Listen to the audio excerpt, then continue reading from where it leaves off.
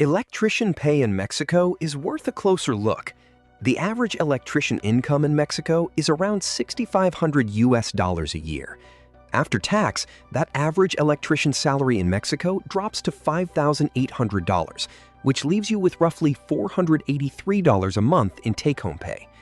While those are nationwide figures, major urban centers pay noticeably more than small towns. So workers in Mexico City bring home about $6,800 after tax. On top of that geographic boost, experience plays a major role because entry-level wages sit well below the national average.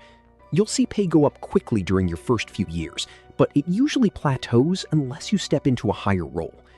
University degrees aren't required for standard trades, but having formal education helps you advance into roles like master electrician or electrical supervisor.